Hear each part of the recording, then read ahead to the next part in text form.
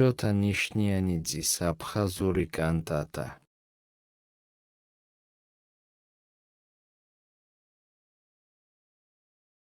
ძიძიშვილობა და ძმობა ლექსში ნაჩვენებია ქართველებისა და აფხაზების ისტორიული კავშირი. ძიძიშვილობდნენ წინაპარი სახლიკაცების საერთო სივრცე და კულტურა, ერთ ცას, ერთ ჰაერს. ვაფასებთ, ერთი მამალი აღვიძებდა ოდიშ აფხაზეთს, ტრაგიკული განშორება. ამორძალი ხარ მკერდმოჭრილი უსაქართლოდ სიმბოლურად გამოხატავს დღევანდელ მდგომარეობას. ლექსში იგრძნობა, რომ აფხაზებსა და ქართველებს საერთო კულტურული სივრცე აკავშირებთ. ენგური გამყოფი კი არა არის, არამედ გამაერთიანებელი, ორენოვნება და საერთო ყოფა ცხოვრება კულტურათა თანაარსებობის მიმანიშნებელია.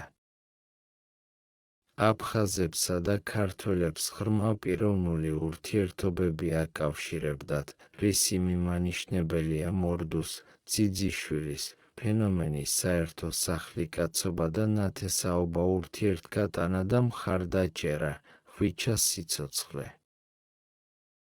ლექსში გამოგვრთის ტრაგიკული მოტივები, ხვიჩას დაღუპვა ბრანდენბურგთან. აბსკილის ლექსი, როგორც იდენტობის სიმბოლო, საერთო მწუხარება, ძიძის კივილმა შეძრა მთელი სამურზაყანო.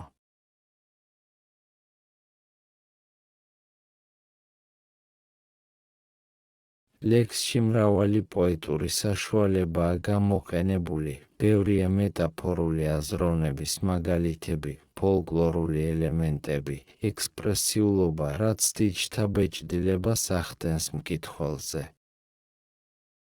შოთა ნიშნიანიძის აფხაზური კანტატის კითხვისას ვრწმუნდებით, რომ კულტურათა დიალოგს და საერთო ღირებულებებს უდიდესი ძალა აქვს, ის უფრო მძაფრად დაგვანახებს აფხაზებისა და ქართველების მშვიდობიანი თანაცხოვრების აუცილებლობას.